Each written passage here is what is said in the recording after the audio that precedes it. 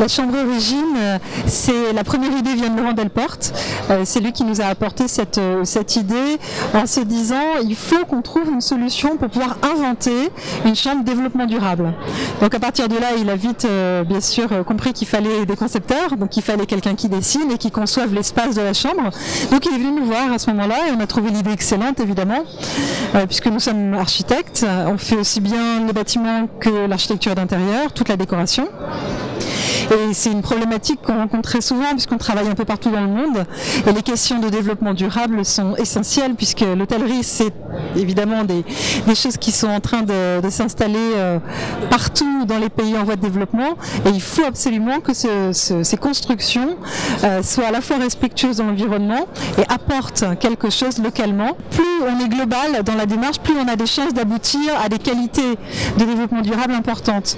Par exemple, si on dessine un bâtiment qui va être performant thermiquement, par exemple, c'est-à-dire dont l'enveloppe va permettre d'éviter les variations de température de manière trop importante, il faut que ces bâtiments-là, en intérieur, utilisent par exemple des matériaux durables. Sinon, on devient contradictoire.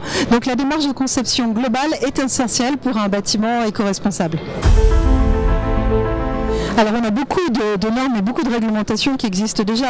Alors tout dépend des pays dans lesquels on travaille évidemment, mais quand on est, en France, on a quand même de plus en plus de réglementations qui sont extrêmement exigeantes. La RT 2012, c'est une réglementation exigeante et on a aujourd'hui beaucoup de développeurs qui vont même au-delà pour pouvoir par exemple atteindre des niveaux Effinergie+ ou même des niveaux passifs qui sont extrêmement performants. Ce qui manque, c'est de pouvoir associer à ces réglementations des notions de qualité et des notions de bien-être. Et c'est là qu'on intervient, et cette chambre en est l'exemple. Notre propos est de dire, il ne suffit pas de réglementer, il faut prouver que c'est mieux. Et prouver que c'est mieux, c'est pas uniquement en disant c'est vertueux. Il faut que ça soit vertueux, mais il faut surtout que ça soit bien. C'est-à-dire que quand je dis que ça soit bien, ça veut dire il faut qu'on y vive bien, il faut qu'on y soit heureux. Il faut que le ressenti du lieu soit de qualité.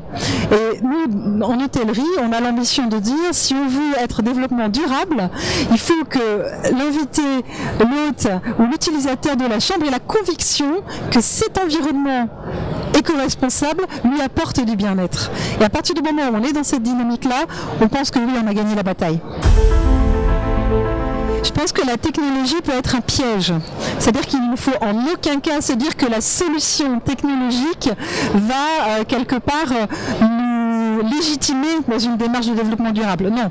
La démarche de développement durable, c'est une réflexion globale sur la qualité de ce qu'on veut procurer comme sensation.